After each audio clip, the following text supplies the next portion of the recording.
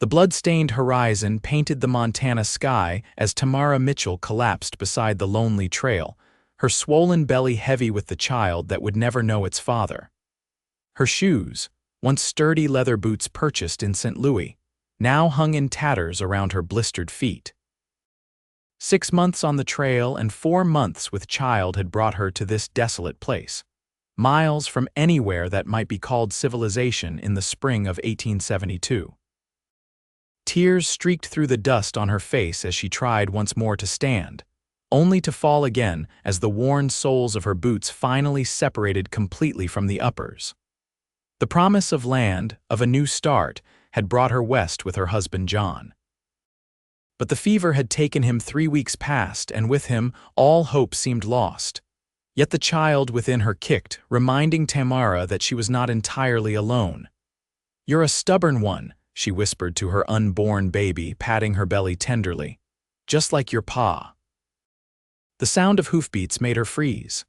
In these parts, a lone woman was prey, and Tamara knew it. She scrambled to hide behind a nearby rock formation, wincing as the rough ground cut into her already raw feet. The rider appeared over the ridge, a tall man on a chestnut stallion, his face shadowed by a wide-brimmed hat. A rifle rested across his saddle, and his duster billowed in the afternoon breeze. He pulled up short, scanning the trail with the careful gaze of someone who knew the wilderness held dangers both seen and unseen. Brock Daniels had been riding this trail for 3 days, making his way back to his small ranch after delivering a herd to the railhead in Cheyenne. At 30 years old, he'd spent more than half his life in the saddle, and the weathered lines around his eyes spoke of long days under the relentless western sun. He'd learned to read the land like others read books, and something wasn't right about the trail ahead. "Tracks," he muttered to his horse demon. "Fresh ones. Small boots." He dismounted in one fluid motion, crouching to examine the footprints. Woman's boots, he decided, noting the size and pattern, and they weren't walking straight, they weaved like someone struggling. Blood smeared one print. "Hello," he called out, his hand instinctively moving to the colt on his hip. "Anyone there? I mean no harm." From behind the rocks, Tamara weighed her options. She could stay hidden and hope he passed by, or she could take a chance that this stranger might help her. The baby kicked again, as if offering an opinion. "I'm here," she called weakly, her voice cracking from thirst. Brock turned toward the sound, approaching cautiously.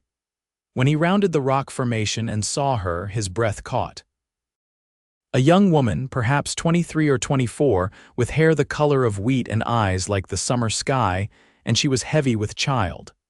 But what struck him most was the fierce determination in those eyes, despite her obvious distress. "Madam," he said, removing his hat out of respect.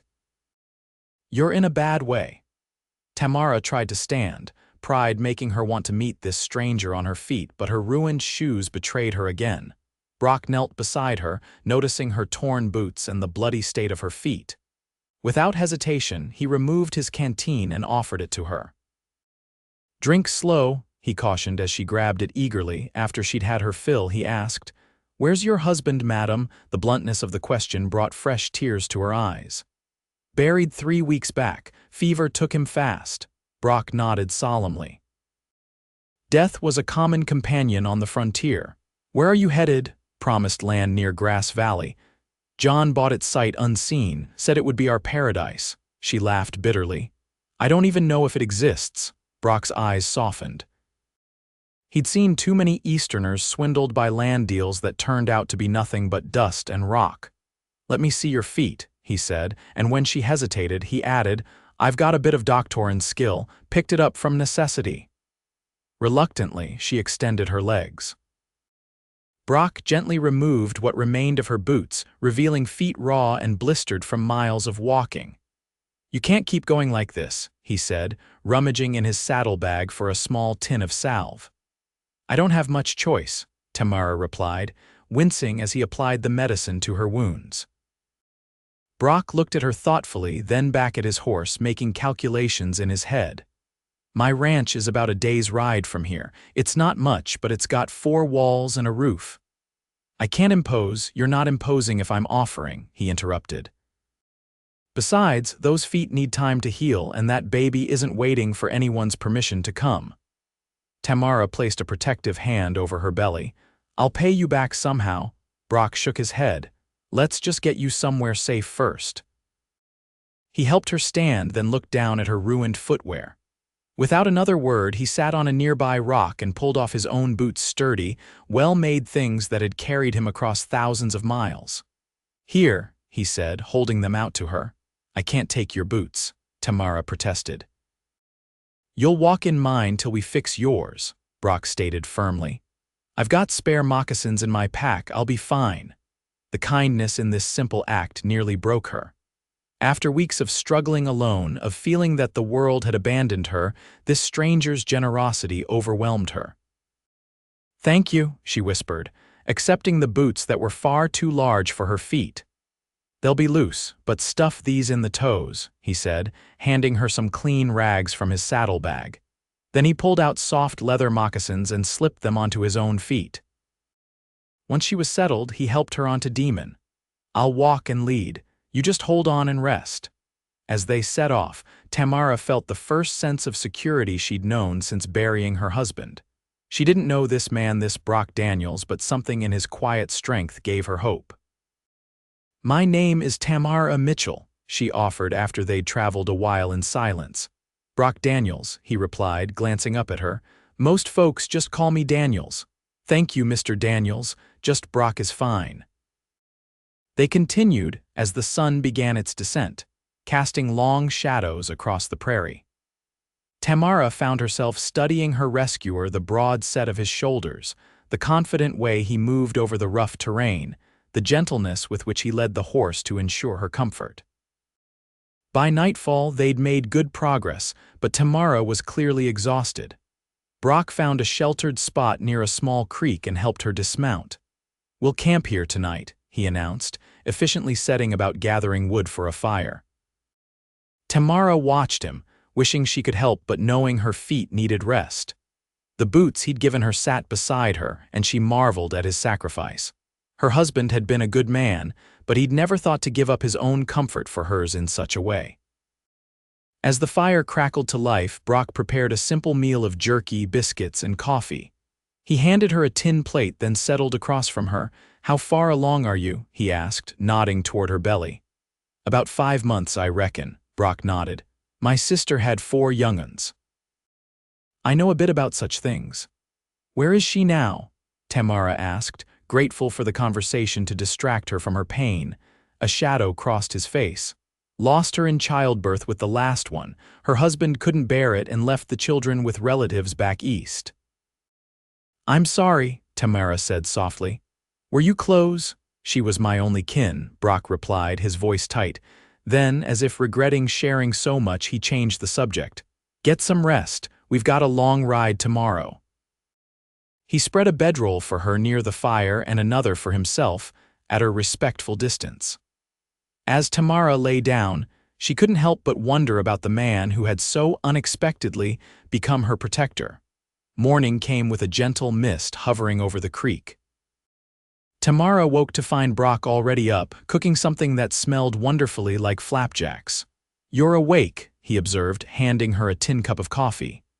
How are the feet? Tamara flexed her toes experimentally. Better, I think.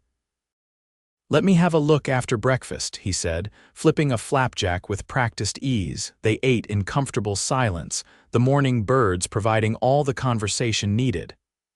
Afterward, Brock examined her feet again, applying more salve. The swelling's down, he noted.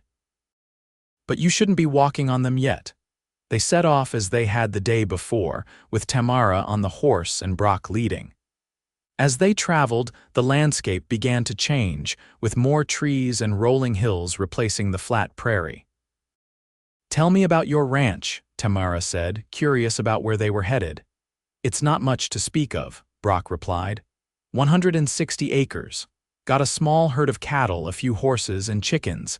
The cabin needs work, but it keeps out the rain mostly. Sounds like heaven to me right now, Tamara admitted. Brock glanced back at her, a small smile playing at the corners of his mouth. It's peaceful, at least.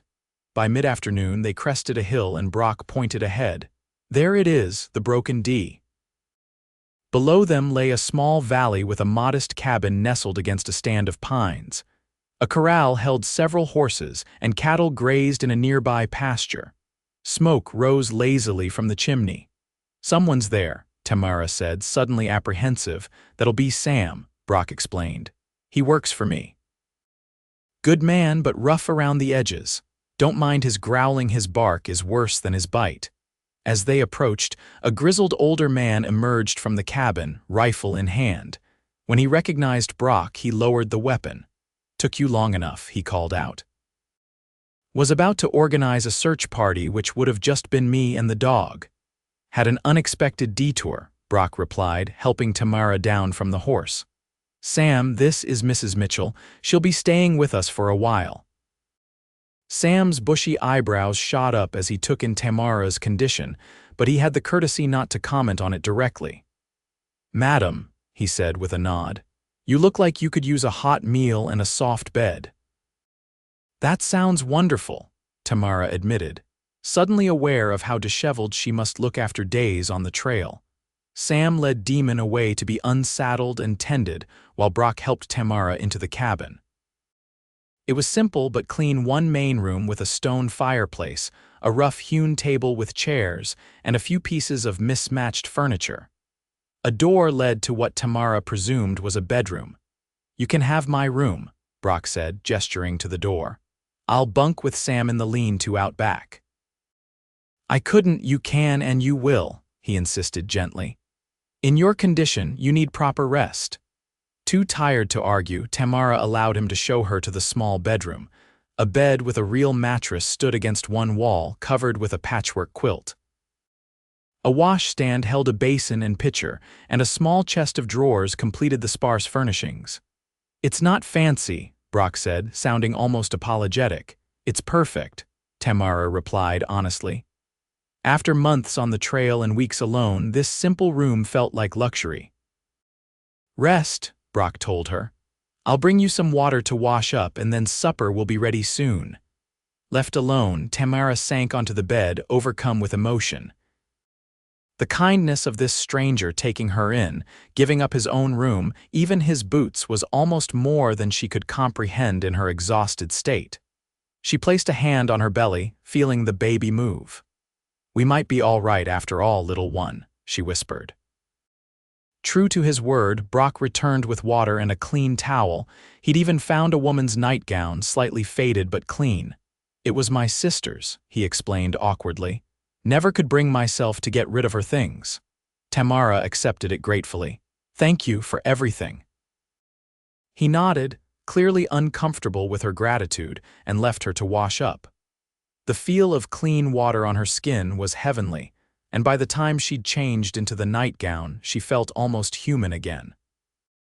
A knock at the door announced Sam, bearing a tray with a steaming bowl of stew, fresh bread, and a cup of milk.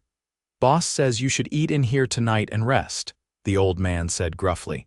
"Can't say I blame him. You look done in, if you don't mind my saying so." Tamara smiled. "I don't mind the truth, mister. Just Sam is fine, madam. Been working for the boss going on 5 years now. He's a good man, though he won't hear of it." With that cryptic statement, he left her to her meal. The stew was simple but delicious, with chunks of venison and vegetables that tasted like they'd come from a garden. Tamara ate every bite, surprised by her own hunger. After setting the tray aside, she slipped under the quilt.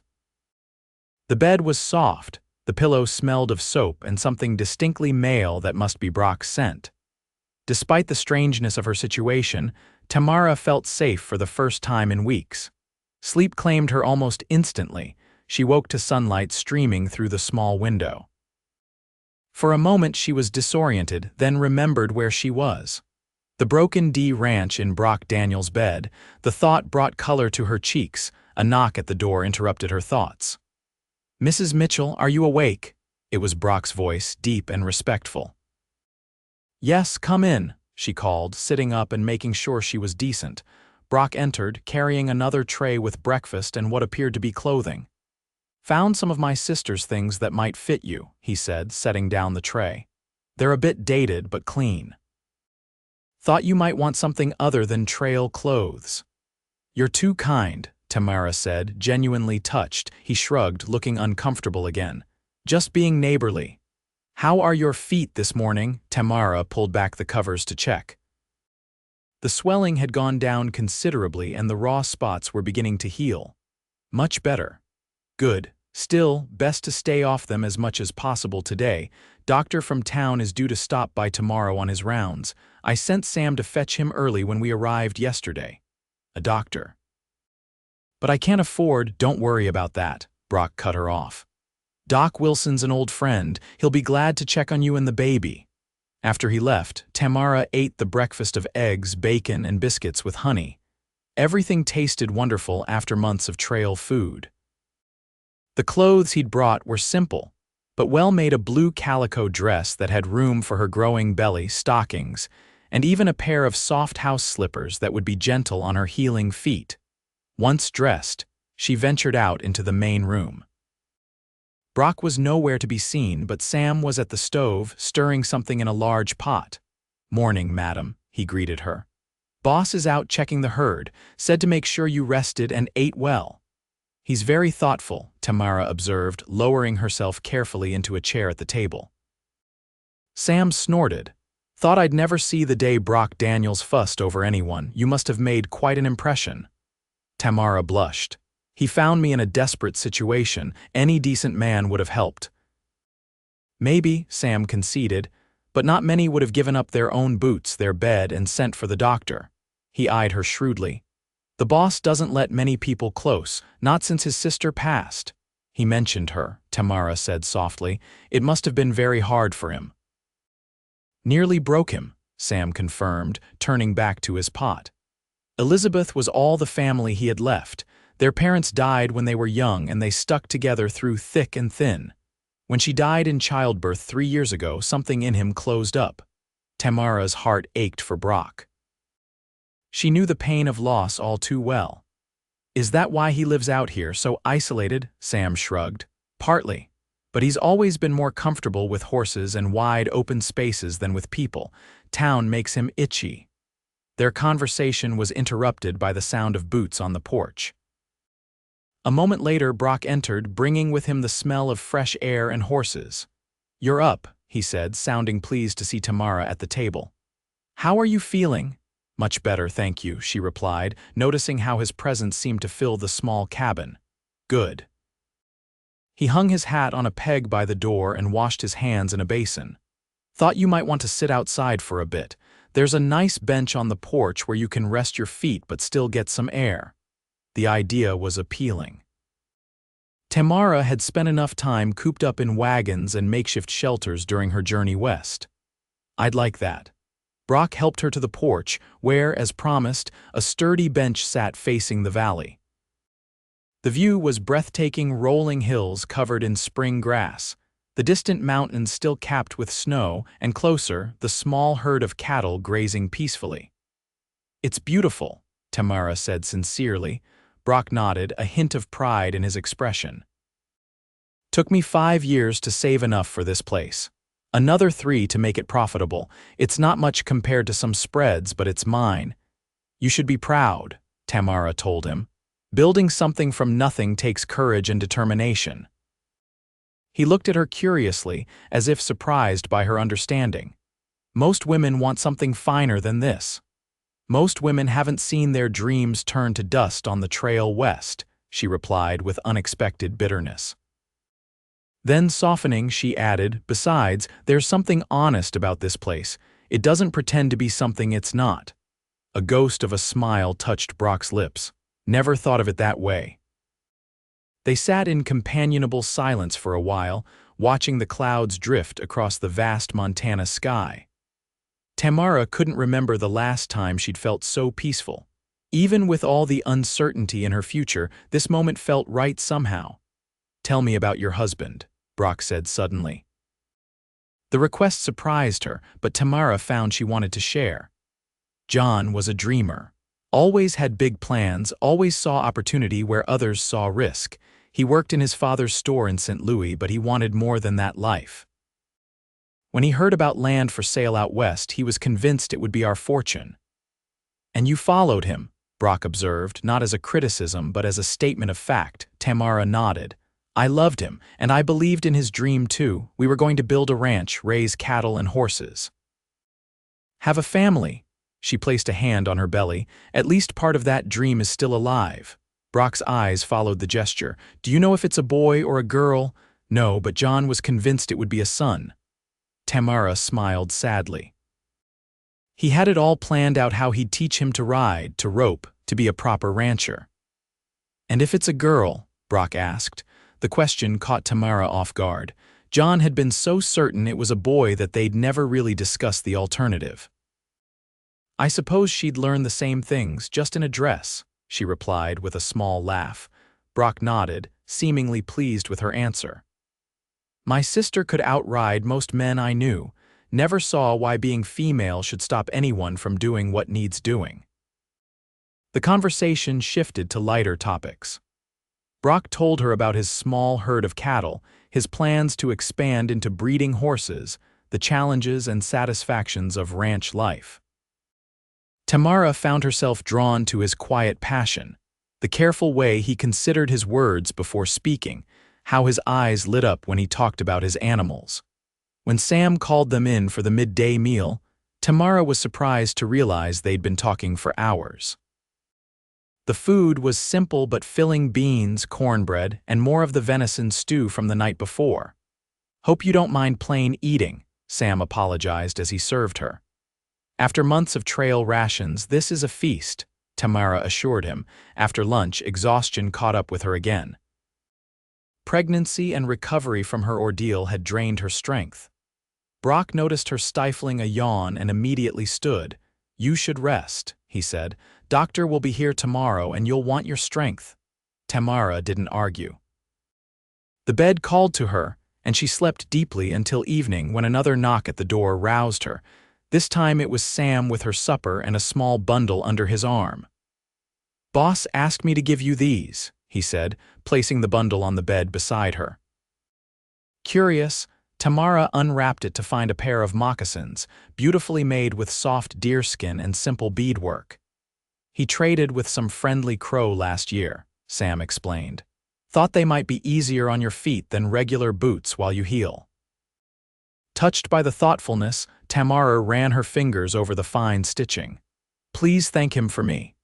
Thank him yourself, Sam replied with a wink. He's just being shy, sitting out there whittling and pretending he's not waiting to see if you like them. After Sam left, Tamara tried on the moccasins. They fit perfectly and felt heavenly on her tender feet.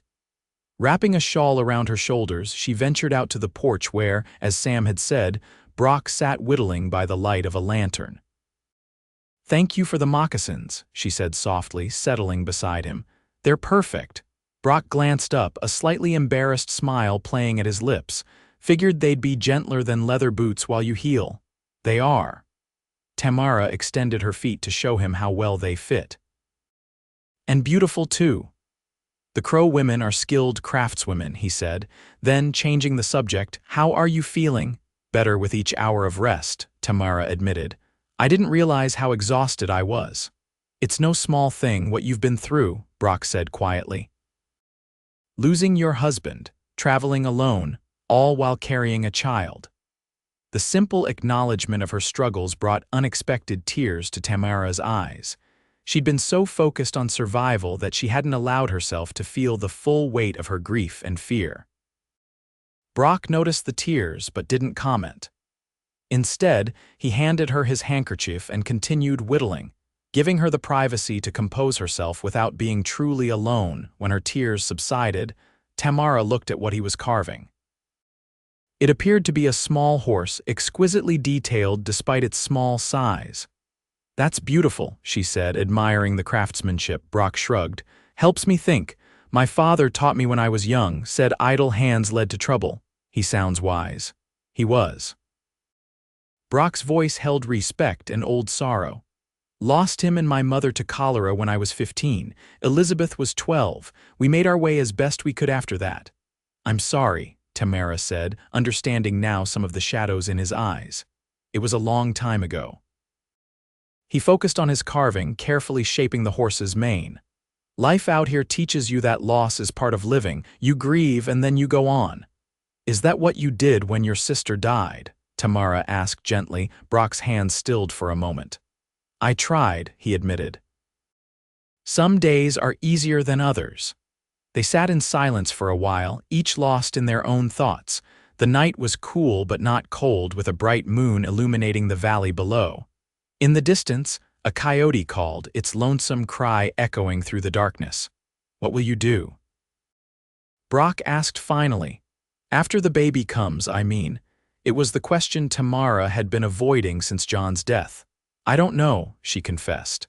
I still have the deed to the land John bought, but I don't even know if it's worth anything, and a woman alone with a baby. It won't be easy, Brock acknowledged, but you struck me as the kind who doesn't shy away from difficult things. Tamara gave a humorless laugh. Maybe once, now I just feel lost. Brock seemed to consider her words carefully. You have time to decide, no one's chasing you off from here. The offer, casual as it was presented, touched Tamara deeply. You've already done more than enough. It's no hardship having you here, he said simply. Then, standing, he added, it's getting late, you should rest. That night, lying in his bed, Tamara thought about Brock Daniels. He was nothing like John, with his grand dreams and charismatic enthusiasm. Brock was steady, thoughtful, a man of few words but meaningful actions. She found herself wondering what it would be like to build a life with someone like him, someone who offered his boots without hesitation and carved beautiful things by moonlight. The thought startled her. John had been dead barely a month, and here she was, thinking about another man. Guilt washed over her, followed by confusion. She was vulnerable, alone, and Brock had been kind, that was all. Nothing more. Yet as she drifted off to sleep, it was Brock's face she saw in her mind's eye, not her husband's. Morning brought the sound of an approaching wagon. Tamara dressed quickly in another of Elizabeth's dresses, this one a soft green that complemented her fair coloring. She just finished braiding her hair when a knock came at the bedroom door. Doctor's here, Brock called. Doctor. Wilson proved to be a jovial man in his 50s, with kind eyes and gentle hands. He examined Tamara thoroughly, paying special attention to her feet and her pregnancy. The baby seems healthy, he pronounced after listening to the heartbeat. Strong and active, and you're what, 5 months along? About that, Tamara confirmed.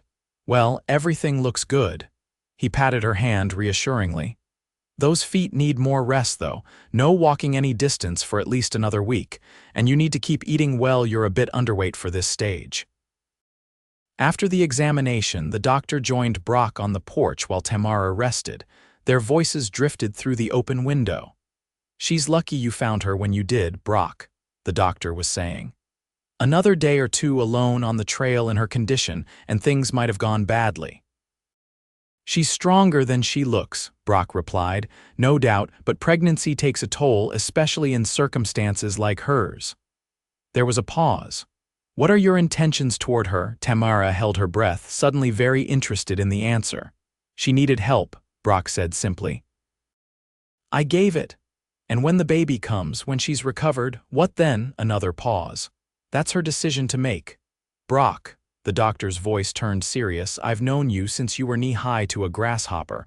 You're a good man, the best. But since Elizabeth died, you've shut yourself away out here. Maybe it's time to think about your own future. Don't start matchmaking, Doc, Brock warned, though his tone remained light. I'm just saying, a man wasn't meant to live alone. And that young woman in there needs someone to lean on, at least for a while. She's a widow fresh in her grief, Brock reminded him, and carrying another man's child. So was Mary when Joseph took her in, the doctor replied sagely. The conversation shifted to other topics than local news, cattle prices, a new family that had settled in the valley. Eventually, Tamara heard the wagon depart and Brock returned to the cabin. Doctor says you're doing well, he said, finding her sitting up in bed. But you need to rest and eat more, I heard, Tamara admitted. The window was open. A flush crept up Brock's neck. "How much did you hear?" "Enough," she replied honestly. "I want you to know I don't expect anything from you, Brock. Once I'm recovered, I'll figure something out." "I won't be a burden." "You're not a burden," he said firmly, "and there's no rush. Winter will be here before you know it, and no one should be starting over with a new baby in the snow." The offer was clear. She could stay through winter at least. Relief flooded through Tamara, followed quickly by gratitude and something else she wasn't ready to name. "Thank you," she said simply. The days that followed fell into a comfortable routine. Tamara's feet healed quickly with proper care, and soon she was able to move around the cabin without pain. Determined not to be idle, she took over cooking and mending, grateful to have useful work to do. Brock spent his days tending the cattle, training horses, and making repairs around the ranch. Often, he'd return in the evening to find Tamara and Sam engaged in friendly banter over the dinner table. The old ranch hand had taken a grandfatherly interest in her, telling outrageous stories of his youth that made her laugh until her sides ached. As her strength returned, Tamara began venturing outside more. She discovered Elizabeth's garden, overgrown but still producing some vegetables. With Sam's help, she set about reclaiming it, finding satisfaction in the simple act of nurturing growing things. Brock would sometimes watch her from a distance, his expression unreadable. Once, when she glanced up and caught him looking, he didn't turn away but instead raised a hand in greeting. The small gesture warmed her in a way she couldn't explain. One evening, about 2 weeks after her arrival, Tamara sat on the porch stringing beans from the garden. Brock joined her, taking up his whittling as had become their custom. "I found the deed today," she said without preamble. "To the land John bought." Brock looked up, his knife pausing mid-stroke. "And it's about 50 miles east of here," Tamara continued. "I was wondering if you knew the area." He nodded slowly. "Taylor's Creek, I know it. It's decent land, good water, adequate grazing." Relief washed over her. At least John hadn't been completely swindled. So it could support a small ranch, with work, yes. Brock studied her face carefully. "Are you thinking of trying to work it yourself?" Tamara sighed, setting aside the beans. "I don't know. It seems impossible, a woman alone with an infant trying to start a ranch from nothing. But what choice do I have? It's all I have left of John's dream, of our dream." Brock was quiet for a long moment, his fingers idly turning the half-finished carving. "There's another option," he said finally. "What's that?" "You could sell the land. Use the money to start over somewhere else, maybe in town where there are more people to help with the baby." The suggestion made sense, but something in Tamara rebelled against it. "I'm not sure I'm made for town life, and after coming all this way." "Then stay," Brock said, the words coming out more forcefully than he'd perhaps intended. When she looked at him in surprise, he added more softly, "Here, I mean, at least until you're sure what you want to do." Tamara's heart quickened at the invitation. "I couldn't impose indefinitely." "It's not an imposition." Brock set aside his carving and turned to face her fully. "The truth is, Tamara, this place has felt more like a home since you've been here than it has in years. Sam's practically rejuvenated with someone new to tell his tall tales to. And he broke off, seemingly searching for words. "You what?" Tamara prompted gently. "I've grown accustomed to your company," he finished, though something in his eyes suggested he might have wanted to say more. The admission, simple as it was, touched Tamara deeply. "I've grown accustomed to yours too," she confessed. They sat in silence for a while, the implications of their words hanging in the air between them. Finally, Brock spoke again. "Winter's coming. No sense making big decisions before spring." His tone was practical, but his eyes held a question. "You're right," Tamara agreed. "Spring would be soon enough to decide." With that settled, they returned to their respective tasks, but something had shifted between them. A possibility had been acknowledged, even if neither was quite ready to name it. The weeks passed, and summer gave way to fall. Tamara's belly grew rounder as the baby developed, and her presence at the Broken D became an accepted fact. She had taken over most of the household duties, freeing Brock and Sam to focus on the ranch work.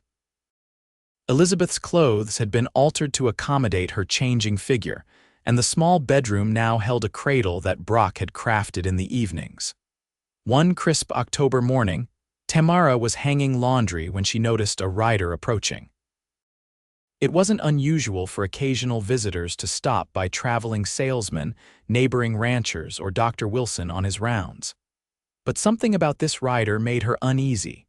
Brock emerged from the barn, having spotted the visitor as well. He positioned himself between Tamara and the approaching horseman, one hand resting casually near his sidearm. As the rider drew closer, Tamara could make out a thin man with a pinched face, dressed in what had once been fine clothes now worn threadbare. He pulled up his horse and tipped his hat. "Morning, folks," he greeted them with a smile that didn't reach his eyes. "Name's Peterson, Edgar Peterson. I'm looking for a Mrs. Mitchell." Tamara stepped forward despite Brock's warning look. "I'm Mrs. Mitchell." Peterson's smile widened. "Well now, I've had quite a time tracking you down, madam. I represent the Western Land Company. Your late husband purchased a parcel from us, if I'm not mistaken." "That's right," Tamara confirmed cautiously. "Terrible business, his passing. My condolences." The words sounded practiced, insincere. "However, there is the matter of the final payment." Tamara frowned. "Final payment? John paid in full before we left St. Louis. I have the deed." Peterson shook his head with exaggerated regret. "I'm afraid there was a balance remaining." "Your husband arranged to make the final installment upon arrival at the property, since he never arrived." He spread his hands in a helpless gesture. "That's not true," Tamara said firmly, anger building in her chest. "I handled our finances. The land was paid for in full." "Perhaps you misunderstood the arrangement," Peterson suggested, his tone patronizing. "Women often do get confused by business matters." Before Tamara could retort, Brock stepped forward. "Mr. Peterson, was it? Do you have documentation of this alleged balance?" Peterson's eyes narrowed as he assessed Brock. "And you are a friend of Mrs. Mitchell's," Brock replied evenly. "One who understands business matters quite well." Something in his tone caused Peterson to reconsider his approach. "I have the records at my office in Helena. I merely came to inform Mrs. Mitchell of the situation and discuss options." "What options?" Tamara demanded. Peterson's smile returned, oily and calculated. "Well, given your delicate condition and unfortunate circumstances, the company might be willing to buy back the land. At a reduced rate, of course, considering the outstanding balance." The scheme was clear now. This man or the company he represented was trying to swindle her, betting that a pregnant widow would be an easy mark. "I think you should leave," Brock said, his voice dangerously quiet. Peterson ignored him, focusing on Tamara. "Mrs. Mitchell, be reasonable. What use is 50 acres of undeveloped land to a woman in your position? Take the money and establish yourself somewhere comfortable." "The deed is legitimate," Tamara insisted. "The land is mine, free and clear." "Perhaps," Peterson conceded with a shrug. "But proving that might require a court case.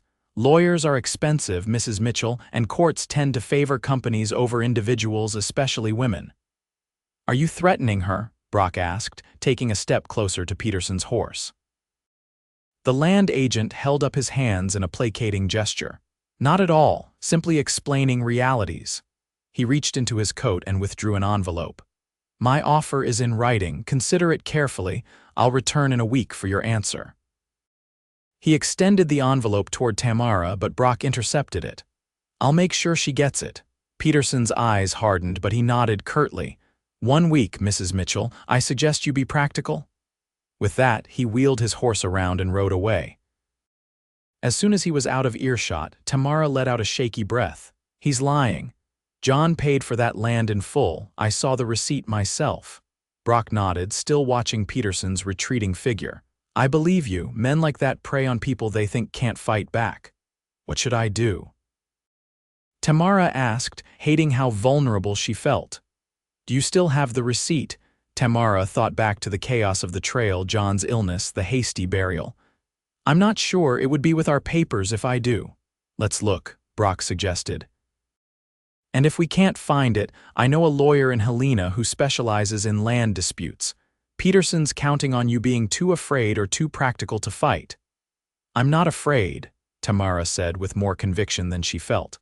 That land is all I have left to give my child. I won't let them steal it.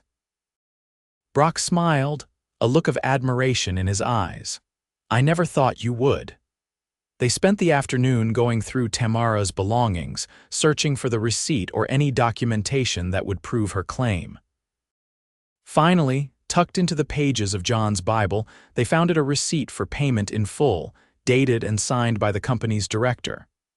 This should be enough, Brock said, examining the paper carefully.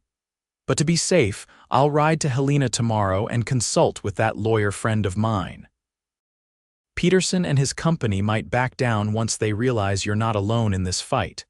Tamara looked up at him, overwhelmed with gratitude. Why are you doing all this for me? Brock seemed taken aback by the question. Because it's the right thing to do. It's more than that, Tamara pressed, suddenly needing to understand. You've given me your boots, your bed, your home. You're ready to fight my battles for me. Why? A flush crept up his neck and he looked away, uncomfortable with her directness. Maybe I care what happens to you, he admitted quietly. To you and the baby. The simple declaration hung in the air between them. Tamara's heart raced as she considered its implications. Brock, she began, then faltered, unsure what to say. He stood abruptly, creating distance between them. I should check on the horses before dark. We'll figure out what to do about Peterson tomorrow. As he strode from the cabin, Tamara sat holding the receipt, her thoughts in turmoil.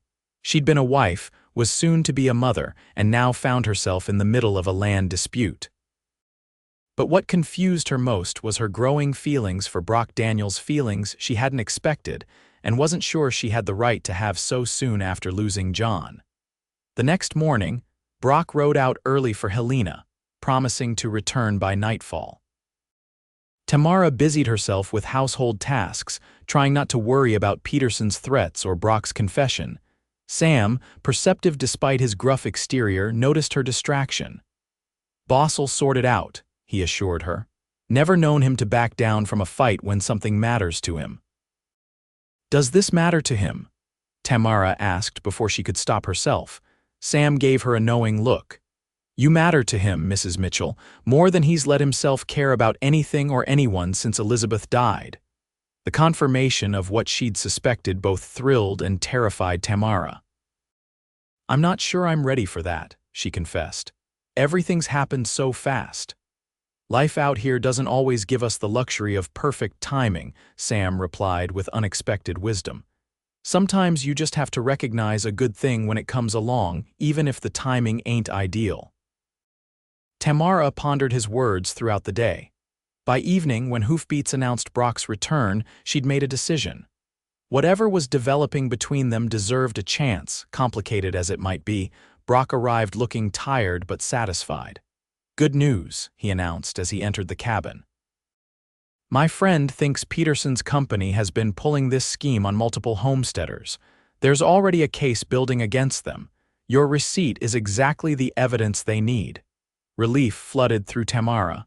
So the land is safe, as houses, Brock confirmed with a smile. Peterson will be back in a week expecting you to cave. Instead, he'll be getting a legal notice that might put him behind bars. Impulsively, Tamara hugged him, her rounded belly pressing against him. After a startled moment, Brock's arms came around her, holding her gently but firmly. Thank you, she whispered against his chest. You're welcome, he replied, his voice rougher than usual. When they separated, both were flushed and a little breathless. Sam, witnessing the exchange from the doorway, made a show of needing to check on something in the barn, leaving them alone. Brock, Tamara began once they were alone. About yesterday, what you said about caring what happens to me and the baby, he tensed visibly. I shouldn't have spoken so plainly, it was presumptuous. No, she said quickly. It wasn't, I need you to understand something. Brock nodded, bracing himself as if for a blow.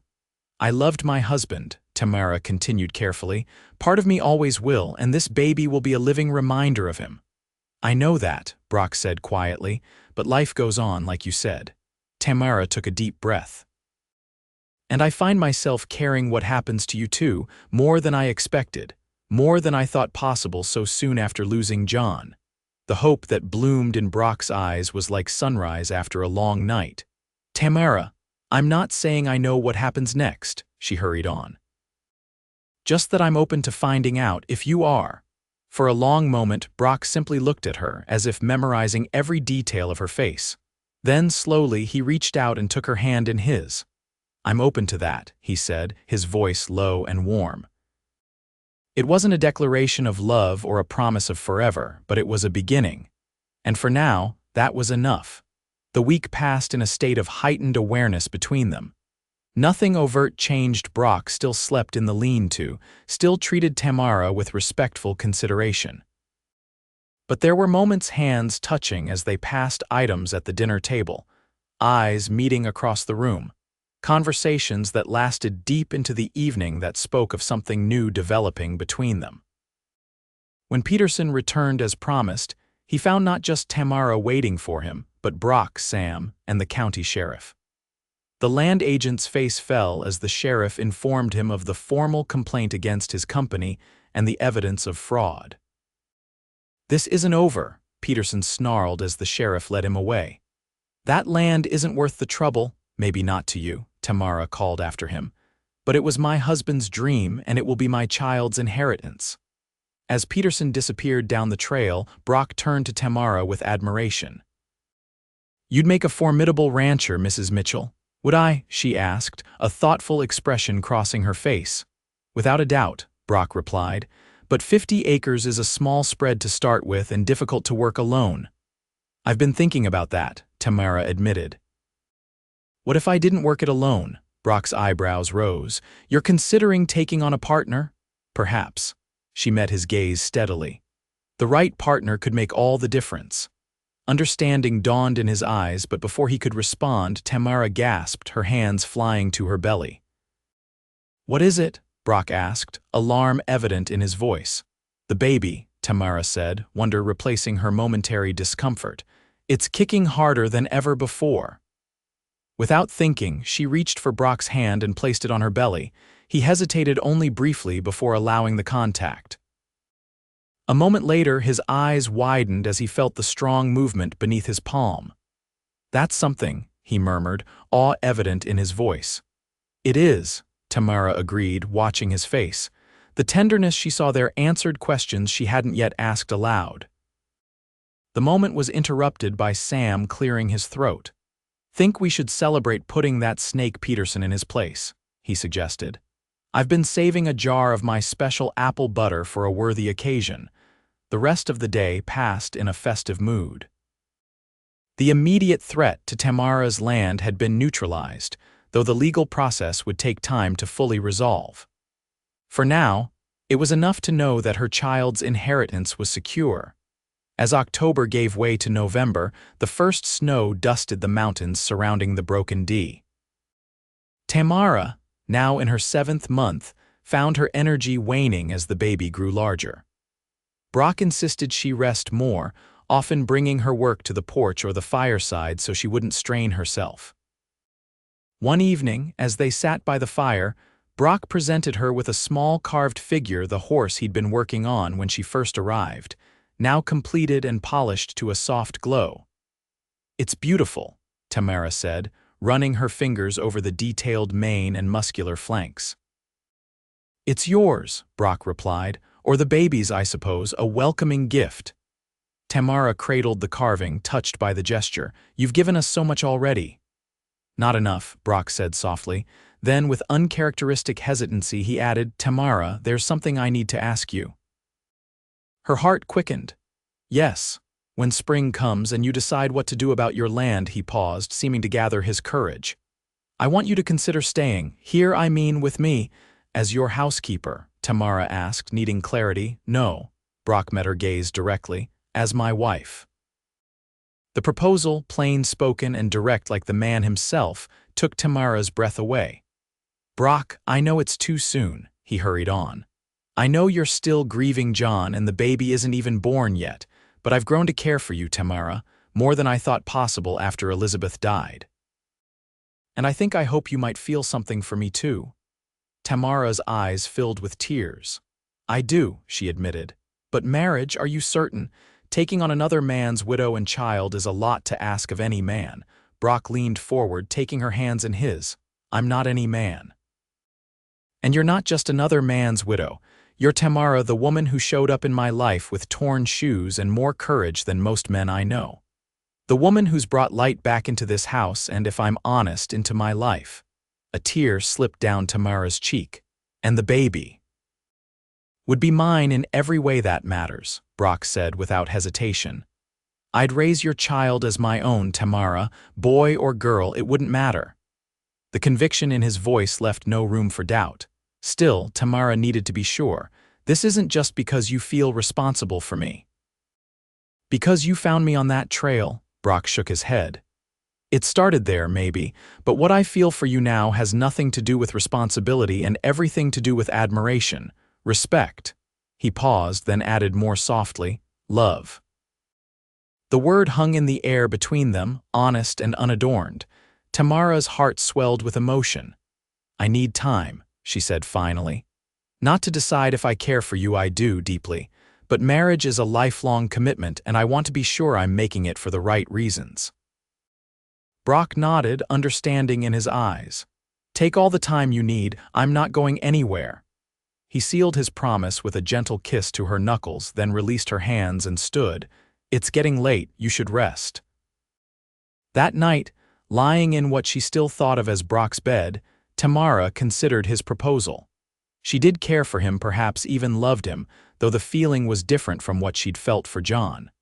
Her first husband had swept her off her feet with grand dreams and passionate declarations. Brock's love was steadier, expressed more in actions than words and boots offered when hers were torn, in a home shared without question, in legal battles fought on her behalf. Could she build a life with him? Would it be fair to John's memory, to the child she carried? These questions kept her awake long into the night. The following weeks brought heavy snow, isolating the broken D from town.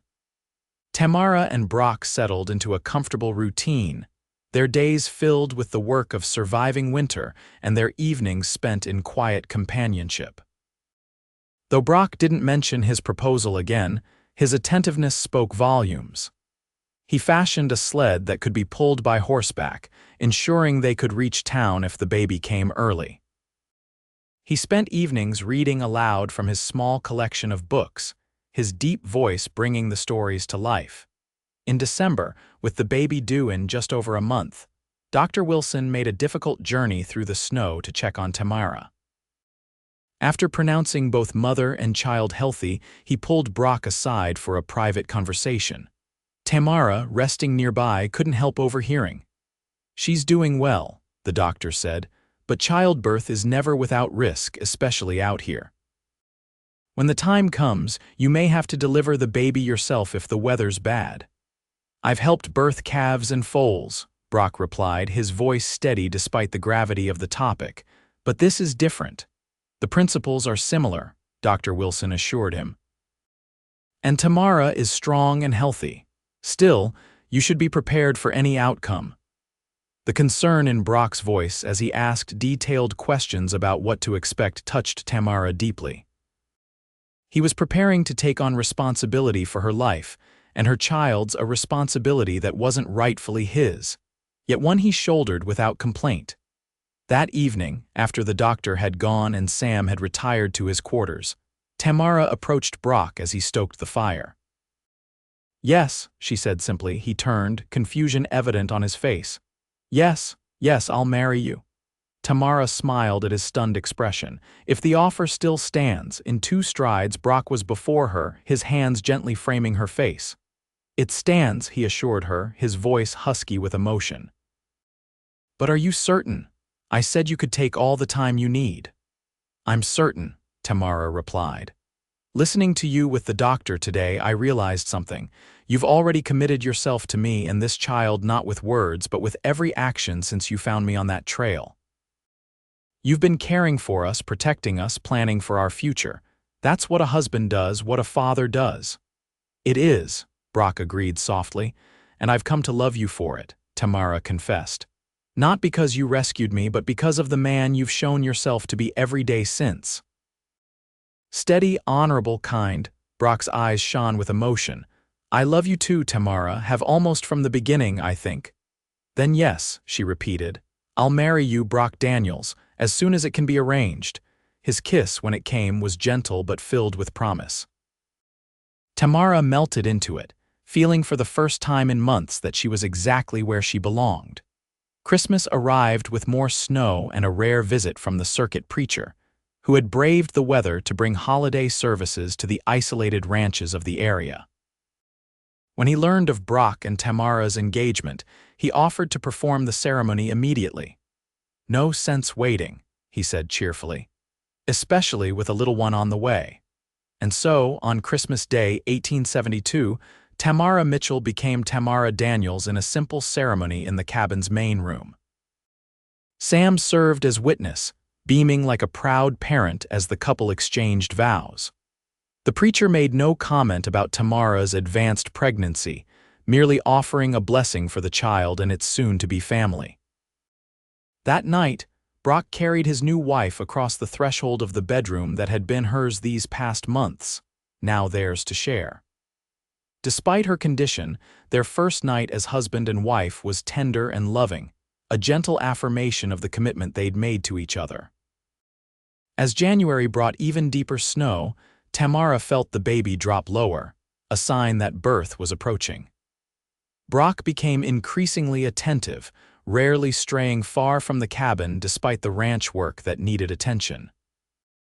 Sam took on extra duties without complaint, his gruff exterior softening whenever he caught Brock and Tamara in a moment of affection. Never thought I'd see the day, he commented one evening as Brock helped Tamara into a rocking chair he'd made for her. Boss turned into a regular family man. Better get used to it, Brock replied with a grin. Soon there'll be a little one crawling around underfoot. The prediction came true sooner than expected. 2 weeks before her due date, Tamara woke in the night with sharp pains across her abdomen. Brock was instantly alert, lighting lamps and sending Sam for hot water and clean linens. It's too early, Tamara whispered, fear creeping into her voice. Only by a little, Brock reassured her, though his own worry was evident. The doctor said anywhere from 2 weeks early to 2 weeks late is normal. The labor progressed quickly, more so than either of them had anticipated. By dawn, Tamara's pains were coming close together, and Brock knew the baby would arrive before they could hope to get the doctor. You can do this, he told her, his voice steady despite his inner turmoil. You're the strongest woman I know, Tamara Daniels. The use of her new name gave her courage. With Brock supporting her back and Sam pacing anxiously outside, Tamara brought her child into the world just as the first rays of sun broke over the mountains. It's a girl, Brock announced, his voice filled with wonder as he held the tiny, squalling infant. A beautiful, perfect little girl. Tears of joy streamed down Tamara's face as he placed the baby in her arms. The infant had a dusting of dark hair like her biological father, but when she opened her eyes, they were startlingly blue like Brock's. What shall we name her? Brock asked, sitting beside them on the bed, his arm protectively around Tamara's shoulders. Tamara looked up at him, love overwhelming her. Elizabeth, she said softly, after your sister, Elizabeth Hope Daniels. Emotion filled Brock's eyes. Elizabeth, he repeated, touching the baby's tiny hand with one finger. Welcome to the world, little one. Sam was allowed in shortly after, his weathered face softening at the sight of the newborn. She's a beauty, he declared. Got the boss's scowl already. The joke broke the tension, and they all laughed, relief and joy mingling in the small bedroom that had become the heart of their home. The days that followed were a blur of exhaustion and wonder. Elizabeth, or Ellie, as they soon began calling her, was a healthy, vigorous baby with a strong appetite and an even stronger set of lungs. Brock proved to be a natural father, as comfortable cradling the infant as he was breaking horses. He would pace the floor with her for hours when she was fussy, singing old trail songs in his deep voice until she settled, watching him with Ellie.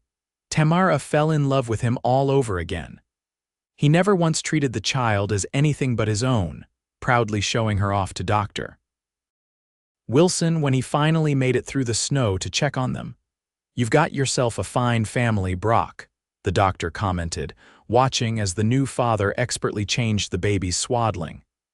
"And from the looks of things, you've taken to fatherhood like a duck to water." "Never thought I'd have this," Brock admitted, his eyes meeting Tamara's across the room. "A wife, a child. After Elizabeth died, I figured I'd live out my days alone on this ranch. And now," the doctor prompted, Brock smiled, a full, genuine smile that transformed his usually serious face. "Now I can't imagine life any other way." As winter gave way to spring, Ellie grew and thrived, filling the once quiet cabin with gurgles and cries. Tamara regained her strength, gradually taking on more household duties while Brock and Sam prepared for the spring calving. One warm day in April, Tamara bundled Ellie into a sling and walked to the garden, determined to prepare the soil for planting. To her surprise, she found Brock already there, turning the earth with a spade. "What are you doing?" she asked, adjusting Ellie's sling as the baby stirred. "Thought I'd get a head start on the garden," Brock replied, pausing in his work to wipe sweat from his brow. "You mentioned wanting to expand it this year." The thoughtfulness of the gesture warmed Tamara. It was these small acts of consideration that had cemented her love for him over the months. "I was thinking," she said, settling on a nearby bench with Ellie. "About my land, John's land." Brock stopped digging, giving her his full attention. "What about it?" "I think we should see it," Tamara said, "now that the trails are clear enough for travel. I want to know what John bought, what he dreamed of building there." Brock studied her face. "Are you having second thoughts about staying here?" "No," Tamara assured him quickly. "The Broken D is our home, yours, mine, and Ellie's, but that land is part of our daughter's inheritance. We should know what it is, decide what to do with it." Brock nodded, understanding in his eyes. "We'll go when Ellie's a bit stronger for the journey, maybe in a month or so." "Thank you," Tamara said, relieved by his acceptance. "For what?" "For understanding why this is important to me. For not feeling threatened by John's memory." Brock set aside his spade and came to sit beside her. "John will always be part of who you are, and he's Ellie's father by blood. I'd never try to erase him from either of your lives." Tamara leaned against him, grateful beyond words for the security of his love. "How did I get so lucky finding you on that trail?" "I'm the lucky one," Brock insisted. "You gave me back a future I thought I'd lost." In May, when Ellie was 4 months old and the spring roundup was complete, they made the journey to Taylor's Creek. Sam stayed behind to watch the ranch, promising to keep everything running smoothly in their absence. The land, when they reached it, was better than Tamara had dared hope. 50 acres of gently rolling prairie with a clear creek running through it, stands of timber for building and good grass for grazing. The spot where John had planned to build their home had a view of distant mountains, with natural protection from the worst of the winds. "He chose well," Brock admitted as they stood surveying the property. "This is good land." Tamara nodded, tears in her eyes as she imagined what might have been. "He was so certain this would be our paradise." Brock put an arm around her shoulders, Ellie cradled in his other arm. "It could still be, in a way." "What do you mean?" "The Broken D is a day's ride from here," Brock explained. "If we expanded ran cattle on both properties, we could build something significant, something to leave to Ellie and any brothers or sisters that might come along." The idea caught Tamara by surprise. "You'd want to work both properties?" "With your agreement, yes," Brock said.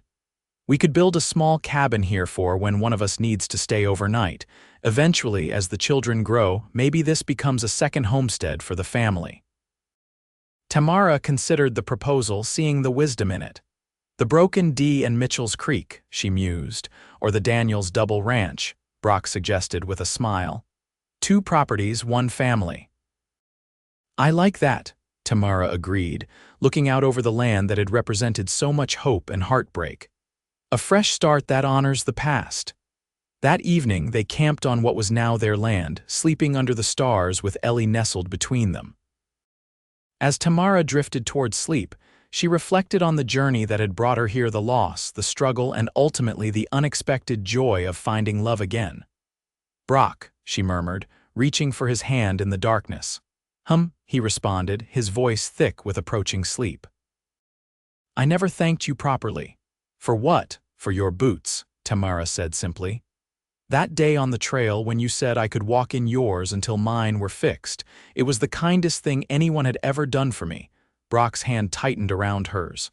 "Best decision I ever made," he replied. "Giving you my boots led to giving you my heart." Under the vast Montana sky, with their daughter sleeping peacefully beside them, Tamara and Brock sealed their shared future with a kiss, certain that whatever challenges lay ahead, they would face them together one step at a time in boots that fit just right.